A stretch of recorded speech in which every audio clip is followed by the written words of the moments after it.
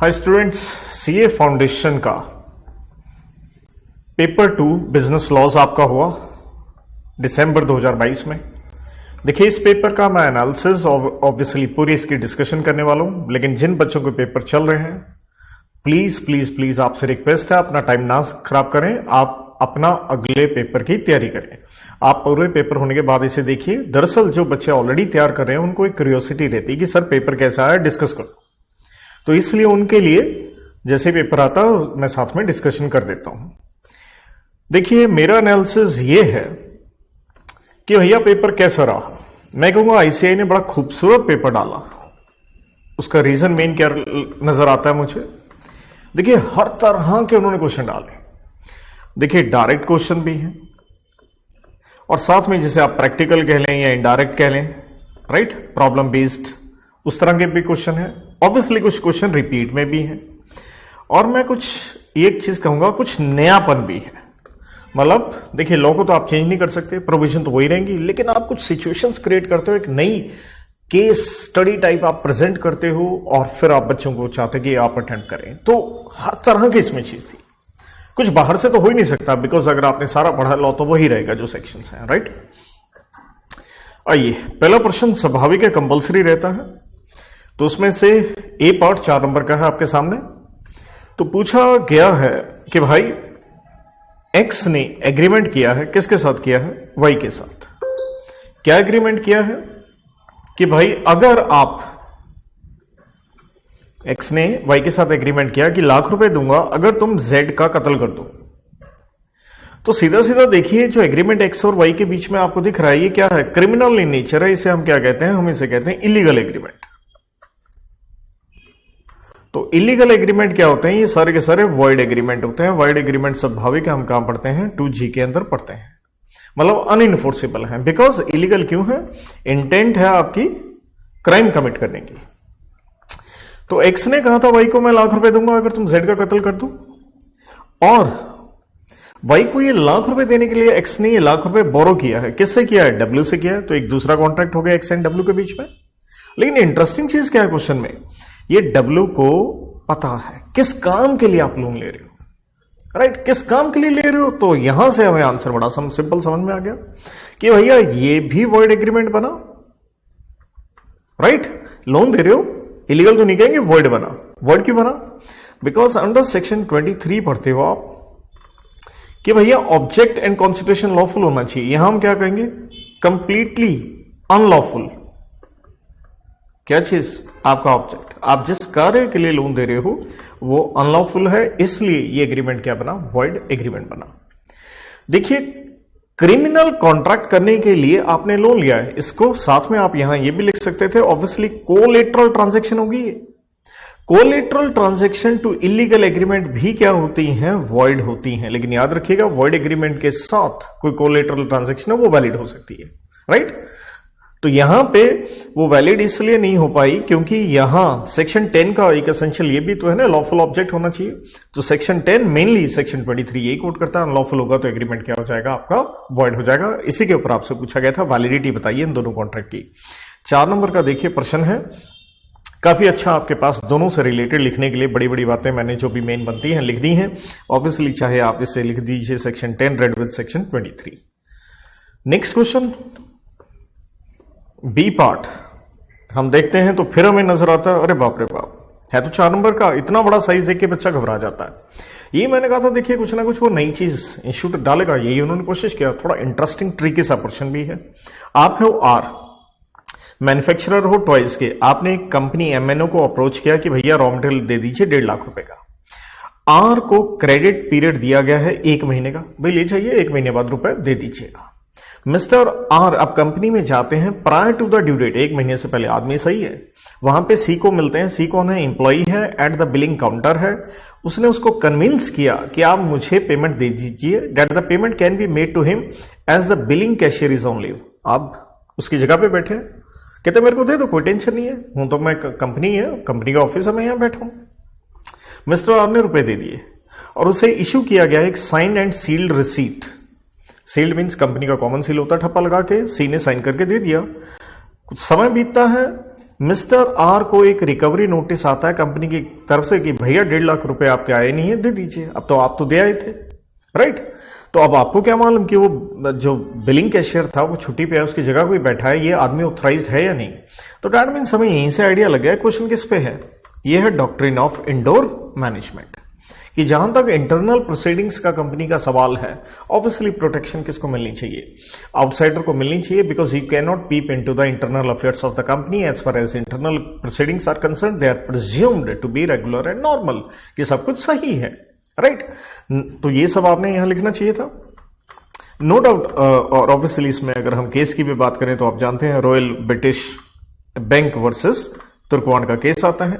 No doubt exception लगती है, और एक्सेप्शन को ध्यान रखिए, हम ये कहते हैं कि भैया डॉक्ट्रिन ऑफ इंडोर मैनेजमेंट ना लग के क्या अप्लाई हो गया? एक्सेप्शन का मतलब ही है डॉक्ट्रिन ऑफ कंस्ट्रक्टिव नोटिस लग जाता है। दैट मीन्स आपको प्रोटेक्शन नहीं मिलेगी, लेकिन वो कब होता है? यहां पॉइंट कौन सा लगता है? अगर आप अवेयर हैं किसी से रिलेटेड इरेगुलरिटी, अवेयर है या उसका क्या है इरेगुलरिटी का आपको सस्पिशन है, डाउट है कि ये आदमी ऑथराइज नहीं है, भैया फिर तो आपको क्या करनी चाहिए थी? प्रॉपर इंक्वायरी करनी चाहिए थी। लेकिन आपको शंका ही नहीं हुई क्योंकि अगले ने रसीद वगैरह भी प्रॉपर दे दी, राइट? तो यहां इसलिए इसको प्रॉपर डिस्चार्ज मानना चाहिए। अब आर ने कंपनी को इन्फॉर्म किया कि भैया मैं तो पहले से ही पैसे दे चुका हूं, मैं एक आउटसाइडर हूं, मैंने तो जेन्युइनली ट्रस्ट किया है सी पे, क्योंकि वो मुझे कंपनी का इंप्लॉय लगा, क्योंकि आपके ही दफ्तर में बैठा था वो, और उसने एक रसीद भी जारी की है।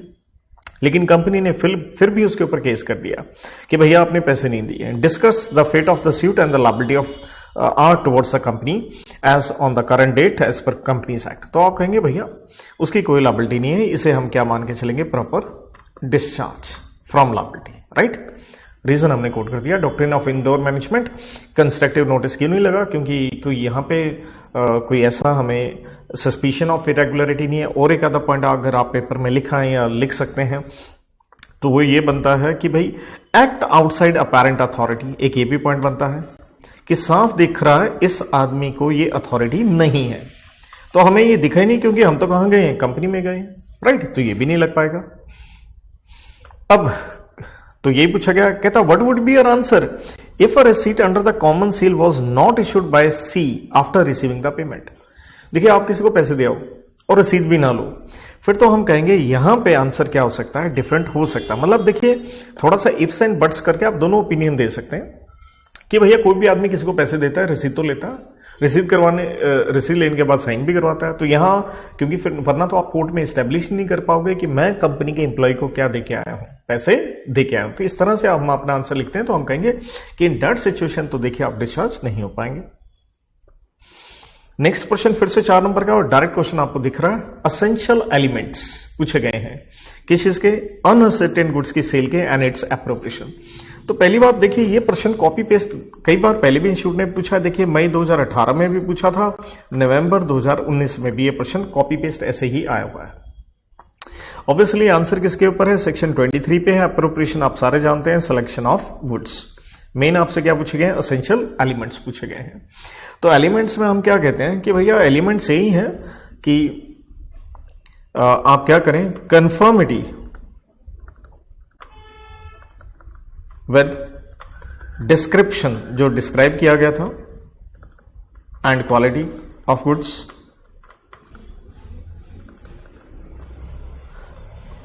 नंबर 2 गुड्स किस में होने चाहिए? इनडिलीवरेबल स्टेट होने चाहिए। अनकंडीशनल क्या करनी है? एप्रोप्रिएशन करनी है। एप्रोप्रिएशन कौन करेगा? देखिए सेलर भी कर सकता है, बायर भी कर सकता है, सेलर भी बायर भी, लेकिन एक दूसरे की किससे? कंसेंट से। और ये कंसेंट या कह लीजिए एप्रोप्रिएशन कैसे हो सकती है? नेक्स्ट पॉइंट ये बनता है, इट मे बी एक्सप्रेस और इट मे बी एम्प्लॉयड।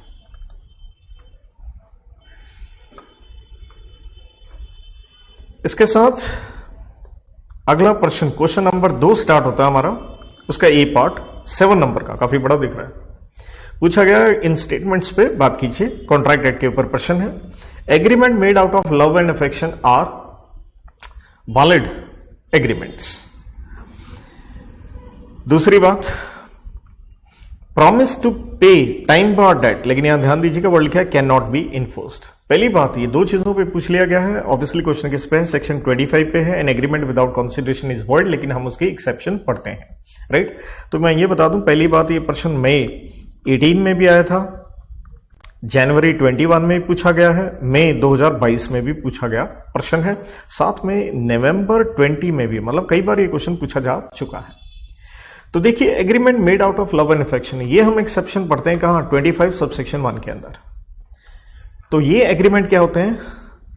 तो हमसे इसकी क्या पूछेगी? वैलिडिटी पूछेगी, और वैलिड एग्रीमेंट। तो हम क्या कहेंगे? बिल्कुल करेक्ट कह रहे हैं आप। कंडीशंस आप सारे जानते हैं कि भैया इसके लिए जरूरी है एग्रीमेंट किस में हो? राइटिंग में हो। लव एंड अफेक्शन तो होना जरूरी है, रजिस्टर्ड हो, बिटवीन क्या हो? क्लोज रिलेटिव्स का हो, या वर्ड आप इस्तेमाल कर सकते हैं नियर रिलेटिव्स में होना चाहिए। अगला पूछता है promise to pay time bar date can not be enforce. तो हम कहेंगे साहब ये इनकरेक्ट है, और उसकी वजह बड़ी सिंपल बन जाती है। और वजह क्या बन जाती है आपकी? तो यहां लगा सब सेक्शन 3 लगा, तो हम कहेंगे ये इनकरेक्ट है। रीजन क्या है? कैन नॉट बी इन्फोर्स्ड नहीं है, कैन बी इन्फोर्स्ड है, कर सकते हैं। बस कंडीशन क्या होती है? बस कंडीशन यही है भैया राइटिंग में हो। नंबर 2, ऑब्वियसली जो आपका डेटर है उसका ऑथराइज्ड एजेंट उसके ऊपर क्या कर दे? साइन कर दे। तो देखिए 7 नंबर का प्रश्न था, काफी बड़ा है, तो आप बिल्कुल लिखिए कि सेक्शन 25 क्या कहते हैं? Agreement without consideration is void, but however there are certain exceptions provided under this section itself. तो इसलिए सब सेक्शन 1 और 3 से रिलेटेड ये अपने सारे पॉइंट लिखिए आप। नेक्स्ट बी पार्ट हमें 5 नंबर का नजर आ रहा है, कहता है LLP is a type of partnership in which participants liability is fixed to the amount of money they invest, whereas. ठीक है, एलएलपी में यही आपकी बीटी है कि पार्टनर की लायबिलिटी क्या रहती है? फिक्स्ड रहती है, राइट। वेयरएज एलएलसी, जिसका मतलब बताया गया है limited liability company, is a tightly held business, कहता है चाहे प्राइवेट हो या पब्लिक हो, that incorporates the qualities of a corporation end of partnership. अरे भैया ये चीज तो गलत लिख रहे हो आप, क्योंकि दोनों फीचर्स जो कॉर्पोरेशन एंड पार्टनरशिप की हैं वो एलएलसी में नहीं होती, किसमें होती है? एलएलपी। और वैसे भी अगर पब्लिक कंपनी है तो वो टाइटली हेल्ड जनरली नहीं होती, क्योंकि पब्लिक कंपनी आम जनता से पैसा इकट्ठा करती है और मैक्सिमम मेंबर्स पे कोई लिमिट होती भी नहीं है। तो ये हिस्सा यहां वाला हम कहेंगे भैया ये थोड़ा सा उल्टा लिख दिया। अब उल्टा क्यों लिखा है इन्होंने? क्योंकि कंफ्यूज करना था आपको। क्योंकि क्वेश्चन क्या पूछा गया? अरे क्वेश्चन कुछ नहीं पूछा गया भैया, कहता है स्टेटमेंट के हिसाब से बता दो क्या है दोनों के बीच में डिफरेंसेस। तो देखिए इससे आसान प्रश्न तो आ नहीं सकता, क्योंकि एक तरह से मैं कहूंगा डायरेक्ट प्रश्न है, सीधे सीधे क्या लिखने थे? डिफरेंसेस लिखने थे आपने, वो दुनिया भर के हैं, right. Number of members, number of partners से रिलेटेड, राइट, फ्लेक्सिबिलिटी, ये वो दुनिया भर की चीजें। तो ये डायरेक्ट सही प्रश्न है, इसके ऊपर मैं सारे पॉइंट्स बता के टाइम नहीं खराब करूंगा, आगे बढ़ते हैं। क्वेश्चन नंबर 3 का ए पार्ट आपके सामने है, 6 नंबर का प्रश्न आया है, कहता क्या पार्टनर को निकाल सकते हैं? इफ सो कैसे, क्या फैक्टर्स हमें ध्यान में रखने हैं? तो देखिए ये भी प्रश्न पहले कई बार पूछा गया है। देखिए मई 18 में आया हुआ है, नवंबर 19 में भी आया हुआ है, नवंबर 20 में भी आया हुआ है। तो ये आता है हमारा पार्टनरशिप एक्ट के सेक्शन नंबर 33 के अंदर, कि पार्टनर को अगर एक्सपेल करना है तो हम कहते हैं पहली बात तो ये पावर कहां होनी चाहिए? जो आपका कॉन्ट्रैक्ट है उसके अंदर लिखा होना चाहिए कि निकाला जा सकता है। पावर एक्सरसाइज कौन करेगा? मेजॉरिटी ऑफ पार्टनर्स एक्सरसाइज करेंगे। लेकिन इंपॉर्टेंट पॉइंट क्या है? इन गुड फेथ, जिसे हम कहते हैं बोनाफाइड, या यूं कह लीजिए in the interest of firm, कि भैया हमें वो सभी का क्या रखना है? ध्यान रखना है। लेकिन कंडीशन क्या है? आपने एक नोटिस देना है ताकि एक पार्टनर को क्या मिले? Reasonable opportunity of being heard, ROH, reasonable opportunity of being heard, right. तो इस तरह से बताइए निकाला जा सकता है। बी पार्ट, और बी पार्ट थोड़ा सा देखिए साइज आपको यहां बड़ा दिख रहा होगा और 6 नंबर का ही दिखेगा, क्योंकि 12 नंबर के हमें ये क्वेश्चन रहते हैं, राइट। 6 नंबर का साइज बड़ा है कंफ्यूज करने के लिए। कहता आप भाई हैं, उम्र है 21 साल, मेंटल बैलेंस जा चुका है क्योंकि माँ बाप की मृत्यु हो चुकी है एक एक्सीडेंट में। तो भैया ये क्या बन गया? पर्सन ऑफ अनसाउंड माइंड बन गया। और हम क्या पढ़ते हैं भैया? कॉन्ट्रैक्ट करने के लिए हम कहते हैं कैपेसिटी टू कॉन्ट्रैक्ट की रिक्वायरमेंट है, ये वन ऑफ द एसेंशियल है। कहाँ है? सेक्शन 10 में है। 11 में हम कैपेसिटी के अंदर पढ़ते हैं, और उसी के अंदर 12 में हम पढ़ते हैं कि भैया साउंडनेस का मतलब क्या है, राइट। तो कई सेक्शन आप यहां कोट कर सकते थे। प्रश्न क्या है? साथ में दादी जी हैं, उम्र है 85 ईयर्स, बहुत ज्यादा बड़ी उम्र, और वो इनकेपेबल है, ना चल सकती हैं, टोटली डिपेंडेंट है आपके ऊपर। बच्चा पागल है, लेकिन इतने बुजुर्ग को भी संभालना है। एम उनका नेबर है और उसने दया खाते हुए pity started supplying goods and other necessaries to them, मतलब वाई को भी उसकी दादी को भी। Mister Y and his grandmother used to live in a house built by his parents, उसमें वो रह रहे हैं कि उसके किसने बिल्ड किया है, उसके पेरेंट्स ने, राइट। तो उस बच्चे का हो गया ये घर, यूं कह लीजिए। Mister am also provided, grand mother को भी असिस्टेंस दी है क्योंकि इमरजेंसी मेडिकल ट्रीटमेंट करवाना था, इसलिए उसने नेसेसरीज वाई को भी दी हैं। 4 साल हो गया समय, और मिस्टर एम ने अप्रोच किया है अब उस वाई को कि भैया 15 लाख रुपए निकालो, मैंने ये तो खर्चा किया है, जिसमें से 7 लाख रुपए का खर्चा मैंने तेरी दादी पे किया है। मिस्टर वाई कहता है ऐसा है कि माँ बाप की ज्वेलरी पड़ी है भैया, उसको बेच के आएंगे रुपए 4 लाख, राइट। तो एक ज्वेलरी होगी लेकिन ऊपर घर भी हमने पड़ा, राइट। तो कहते हैं ये एडजस्ट कर लो। मिस्टर एम ने मना कर दिया एंड थ्रेटन, मैं तेरे ऊपर केस कर दूंगा। कहता अब आप देख के बताओ, will mister M succeed in filing the suit to recover money. देखिए हम कहते हैं बच्चा क्या नहीं होता, लाबल नहीं होता, लेकिन हम एक एक्सेप्शन पढ़ते हैं thanks to quasi contract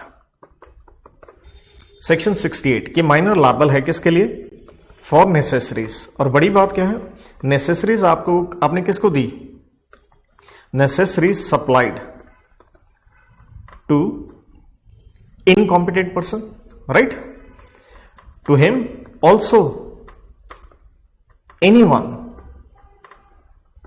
he is bound to support। तो necessaries का मतलब सिर्फ उसके लिए नहीं है, जो दादी का भी खर्चा उठाया गया है या आप बाउंड है टू सपोर्ट, तो उसका खर्चा भी आपको देना पड़ेगा, तो आप लायबल हैं। यस, ये वो केस कर सकता है। What is the maximum amount of money that can be recovered by mister M. देखिए ऐसा है, जहां तक इनकॉम्पिटेंट पर्सन की लायबिलिटी का सवाल है, आप पर्सनली लायबल नहीं होते, नॉट पर्सनली लायबल।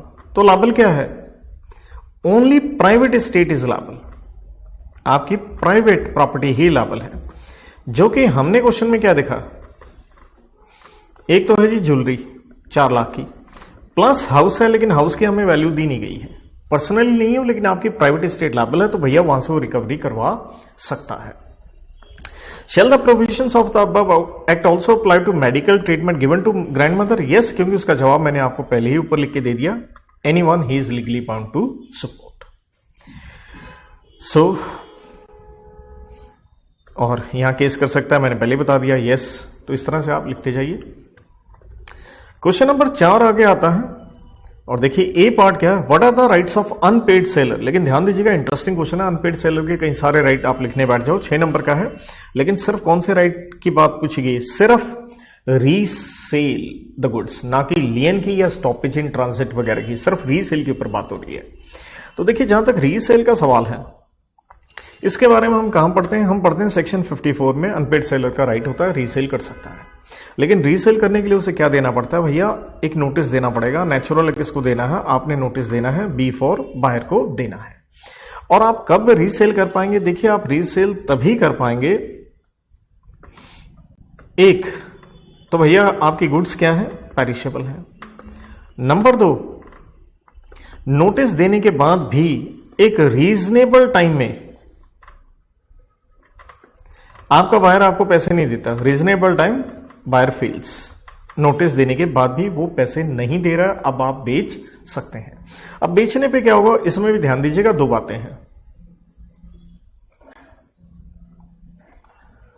तो यहां बेचने पे अगर सरप्लस अराइज होता है, पैसे ज्यादा आ गए, तो ये पैसे बायर को नहीं मिलेंगे, मतलब बायर नॉट एंटाइटल्ड, उसे नहीं मिलेंगे, सेलर रख लेगा।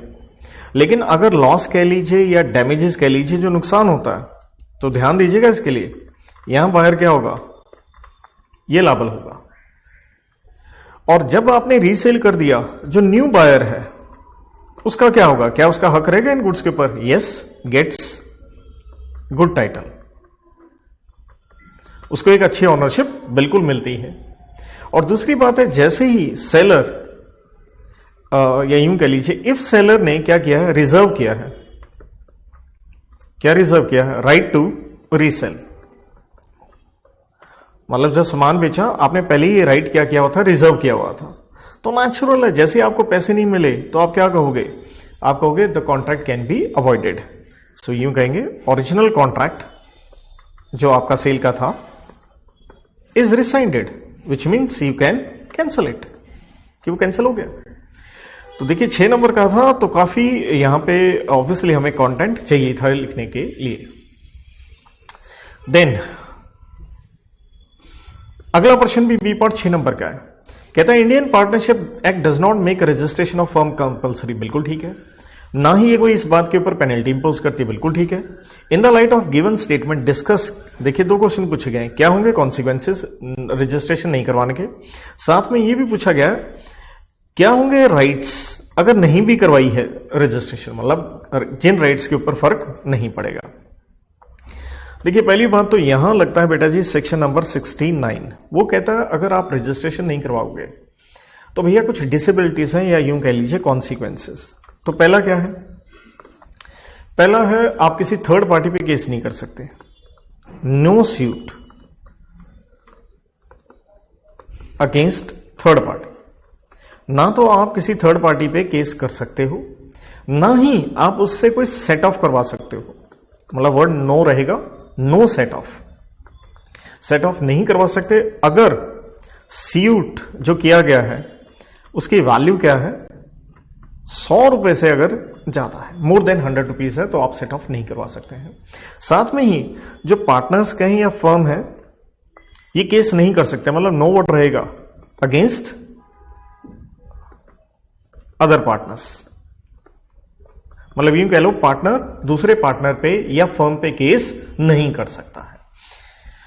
देन अब हमसे पूछा गया क्या राइट्स अनअफेक्टेड होंगे। जहां तक अनअफेक्टेड का सवाल है, देखिए क्या क्या अनअफेक्टेड रहेंगे उसकी बात हम करें तो हम ये कहेंगे पहली बात, थर्ड पार्टी कैन सी, वो केस कर सकती है, उसमें तो कोई दिक्कत की बात नहीं। या रिवर्स पॉइंट हो जाएगा सेट ऑफ, अगर वो केस कितने तक का है, अप टू रुपीज 100 रुपए तक का है तो आप कर सकते हो। हाँ पार्टनर का राइट है, पार्टनर्स केस कर सकते हैं किसके लिए, फॉर डिसोल्यूशन ऑफ फर्म, अगर फर्म बंद करनी है तो एक अलग बात है, वरना आप नहीं कर सकते। अगर देखिए कोई पार्टनर इंसॉल्वेंट हो जाता है तो हम जानते हैं इंसॉल्वेंसी में कोर्ट की तरफ से एक ऑफिसर अपॉइंट होता है जिसे हम कहते हैं ऑफिशियल रिसीवर। तो अंडरस्टूड है वो ऑफिशियल रिसीवर क्या करेगा भैया, वो तो उस पार्टनर की प्रॉपर्टी वगैरह क्या कर लेगा, टेक ओवर कर लेगा, राइट। तो इस तरह से कुछ चीजें अनफेक्टेड है, कुछ ये क्या है परिणाम है। तो इसके बाद हमारा अगला प्रश्न आता है क्वेश्चन नंबर 5 का ए पार्ट, और देख रहे हैं 6 नंबर का, और काफी बड़ा हमें देखने में साइज भी लग रहा है इसका, राइट। कहता है मिस्टर के ने विजिट किया है एक ये मैसेस मकराना मार्बल्स, क्योंकि मार्बल एंड टाइल लेना चाहते हैं, नया घर बनाया है, लेकिन इन्होंने ऑनर को कहा, he asked the owner mister J कि प्लीज आप मेरा घर आके पहले देख लीजिए ताकि ये क्लियरली पता चल सके कौन सा करेक्ट मिक्स रहेगा and measurement of marble and tile, मतलब कौन से साइज ये वो गड़बड़ ना हो जाए, नुकसान ना हो। तो डैट मीन्स आप किसके ऊपर रिलाई कर रहे हैं, आप रिलाई कर रहे हैं, देखिए ध्यान से रखने वाली ये बात यहां, आप सेलर के स्किल एंड जजमेंट पे रिलाई कर रहे हो, राइट, आप उस पर रिलाई कर रहे हो, क्योंकि हम क्या पढ़ते हैं, हम पढ़ते हैं doctrine of caveat emptor, let the buyer beware, right. लेकिन उसमें हम एक्सेप्शन पढ़ते हैं, या उसे कहते हैं ड्यूटीज ऑफ सेलर, राइट। तो यहां क्या होना चाहिए, यहां पे लगी भैया ड्यूटी लगी किसकी, सेलर की लगी। क्या है ड्यूटी सेलर की, कि भैया फिटनेस फॉर बायर्स पर्पस, क्योंकि उसने आपके ऊपर रिलाई किया, फिटनेस फॉर बायर्स पर्पस। और ये कहां हम पढ़ के आते हैं, देखिए हम ये सेक्शन नंबर 16(1) में ये चीज पढ़ते हैं, राइट। अब होता क्या है, जे एग्री करता है और आपके घर पे आता है, नेक्स्ट डे इंस्पेक्शन करता है रूम्स फर्स्ट फ्लोर पे, कार पार्किंग स्पेस को भी करता है, लेकिन के ने कहा, बायर ने साफ कहा कि प्लीज आप सेकंड फ्लोर को भी देख लीजिए because the construction pattern was different, कि पैटर्न डिफरेंट है, देखो आप। लेकिन जे ने यहां इग्नोर किया, तो यहां सेलर की गलती है। अब जे ने सप्लाई किया 146 blocks of marble as per the size of rooms and 16 boxes of tiles, लेकिन टाइल्स में उसने एक वर्ड ऑफ क्वेश्चन लगा दिया, that the tiles can bear only a reasonable weight, कि टाइल्स के ऊपर ज्यादा वजन नहीं रख सकते आप, कहीं गाड़ी चढ़ा दो आप, राइट। यहां पे सेलर साहब बता रहा है marble and tiles were successfully laid except on second floor, लेकिन सेकंड फ्लोर में उसने इंस्पेक्शन नहीं की थी, तो वहां पे गड़बड़ होगी, तो गड़बड़ होगी तो यहां सेलर लायबल होना चाहिए, क्योंकि ये पॉइंट लग गया हमारा। The tiles fitted in the parking space got damaged due to the weight of vehicle came for unloading. लेकिन उसने साफ कहा था कि भैया जहां तक टाइल्स का सवाल है ज्यादा वेट नहीं उठाएंगी, तो यहां पे हम क्या कहेंगे, सेलर नॉट लायबल। तो यहां तो हम क्या कहेंगे, लेट द बायर बिवेयर, यहां तो बायर की ड्यूटी बनती है, right. So mister K asked J for the replacement of marble and tiles. J ने मना कर दिया, taking the plea that the marble were वही मेजरमेंट है जो आपने कहा था, और जहां तक टाइल का सवाल है वो अनसेफ है क्योंकि मैंने कहा था हैवी लोड नहीं उठाएंगी। तो मैंने साफ बोल दिया कि भैया टाइल वाले में सेलर लायबल नहीं होगा, लेकिन जो सेकंड फ्लोर पे काम गलत हुआ उसके लिए तो लायबल होगा। अब आपसे पूछा गया mister J refuse to replace with reference to doctrine of caveat emptor. क्या पूछा गया, ड्यूटीज बताओ के एंड जे की। जे की तो मैंने बता दिया आपको। अब के कौन है, के है जी बायर। बायर की देखिए ड्यूटी क्या होती है, बायर की ड्यूटी सिंपल होती है, क्योंकि लेट द बायर बिवेयर है तो आप क्या करें, आप जो भी सामान है उसे एग्जामिन करें, क्योंकि अगर आप कोई बैड सिलेक्शन करेंगे यू योरसेल्फ टू ब्लेम, आप सेलर को ब्लेम नहीं कर सकते हैं, राइट। क्वेश्चन है देखिए 6 नंबर का है। आप चाहें तो यहां सेलर की और भी ड्यूटीज जैसे हम जानते हैं मर्चेंटेबल क्वालिटी हो, description, sample, usage of trade, ये सब कुछ होना चाहिए, लेकिन मेन ड्यूटी ये वाली लग रही है। वो एक्स्ट्रा लिखनी हो तो आपकी मर्जी है, right. Whether the replacement of tiles be imposed on messrs Makrana marbles explain. तो नो, क्योंकि हमने कह दिया था, अगले ने साफ ही बता दिया भैया ये हैवी वेट के लिए नहीं है, आप कार के लिए लगा नहीं सकते। बी का यहां पे 2 क्वेश्चन बनाए गए हैं, एक 4 नंबर का, एक 2 नंबर का है। और यहां मैं कहूंगा यहां इंस्टीट्यूट ने वाट लगा दी ये क्वेश्चन डाल के, क्योंकि ये लॉ अब खत्म हो चुका है, अमेंडमेंट है। क्योंकि आपने अमेंडमेंट से पहले वाला क्वेश्चन पूछ लिया, अनिल ने एक ओपीसी बनाई है, यहां तारीख साफ दे रखी है 16 अप्रैल 2018, और टर्नओवर बताई है ओपीसी की 31 मार्च 19 को इतने रुपए की। दरअसल यहां पता क्या होना चाहिए, देखिए 1 अप्रैल 2021 से अमेंडमेंट आ गई, और पहले क्या होता था, अगर पेड अप कैपिटल 50 लाख से ज्यादा हो जाए एंड टर्नओवर 2 करोड़ से ज्यादा हो जाए तो आपको क्या करना होता था, आपको 6 महीने के अंदर अंदर कंपनी को कन्वर्ट करना पड़ता था ओपीसी से प्राइवेट या पब्लिक में, राइट। लेकिन अब ये लॉ नहीं रहा, वरना हम क्या कहते थे, आप can't convert till 2 years of incorporation, वरना इनकॉर्पोरेशन होने के 2 साल के अंदर अंदर आप कंपनी को कन्वर्ट नहीं कर सकते। लेकिन अब ये लॉ नहीं है, अब कन्वर्जन के ऊपर आप प्राइवेट में बनाओ पब्लिक में बनाओ, हमें ये लिमिट्स नहीं देखनी, आप सिंपली ओपीसी से रिलेटेड जो रूल्स हैं, the companies incorporation rules, right. तो रूल नंबर 6 और 7 का कंप्लायंस करके आप कन्वर्ट कर सकते हो। अब लेकिन ये डेट्स तो क्वेश्चन में पुरानी डाल दी ना, तो उस समय तो कोई दिक्कत नहीं था। तो अब आपसे पूछा गया है, his friend Sunil wanted to invest in OPC so they decided to convert it voluntary.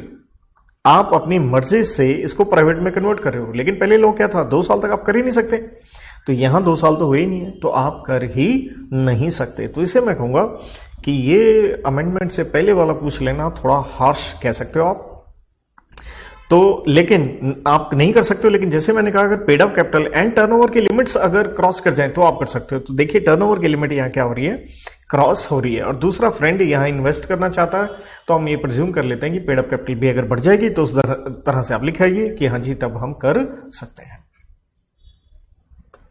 Second part में पूछा गया लिस्टेड एंड अनलिस्टेड कंपनी बताओ। देखिए direct person under section 2 clause 52 में हम लिस्टेड कंपनी पढ़ते हैं, जहां सिंपल एक चीज है, देखिए हम सिर्फ उसी पब्लिक कंपनी को लिस्टेड मान के चलते हैं जिस पब्लिक कंपनी के इक्विटी शेयर्स लिस्टेड हैं इन इंडिया, तो ये आप बने लिस्टेड। कहने का मतलब क्या है कि अगर चाहे आप पब्लिक कंपनी हो, इक्विटी शेयर्स लिस्टेड हैं, लेकिन वो कहां लिस्टेड है, अब्रॉड है, तो आप क्या बन जाओगे, अनलिस्टेड बन जाओगे, राइट। क्योंकि इक्विटी शेयर वो भी कहां, भारत में होने चाहिए।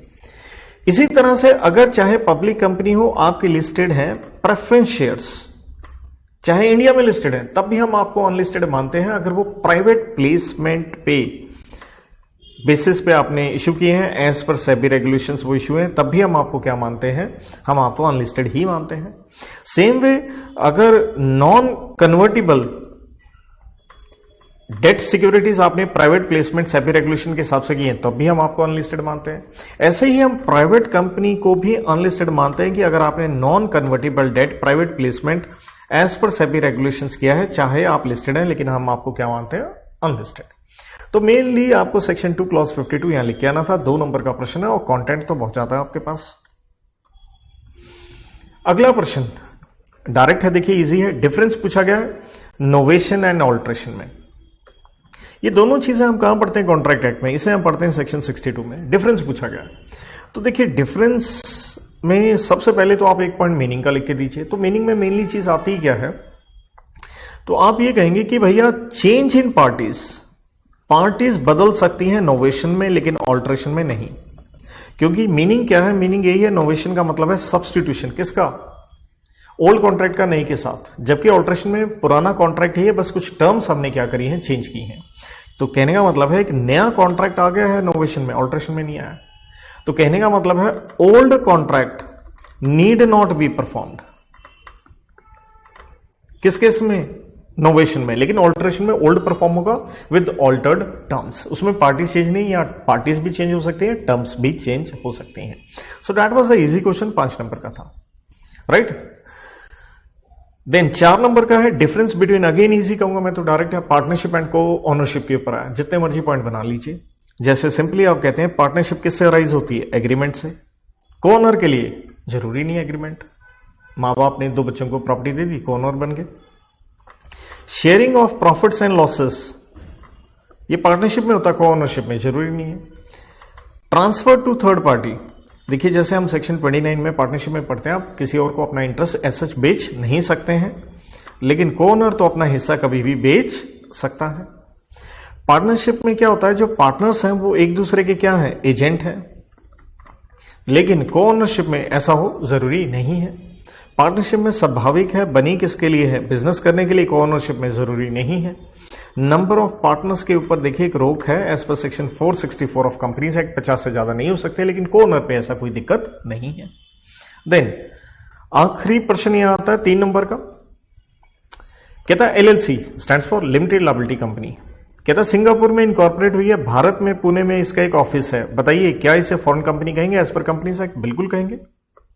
क्यों, क्योंकि अंडर सेक्शन 2 क्लॉज 42 में हम क्या पढ़ते हैं, फॉरेन कंपनी का मतलब ही क्या है, कंपनी है या बॉडी कॉर्पोरेट है जो कि इनकॉर्पोरेट ही कहां हुई है, इनकॉर्पोरेट हुई है आउटसाइड इंडिया हुई है, लेकिन इसके अंदर 2 बातें होती हैं, which has a place of business, कहां, इंडिया में है, कैसे काम कर रहे हैं, itself agent, physically, electronically, and conducts any business activity in India in any other manner.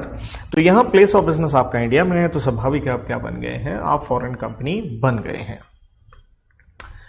Thank you, God bless.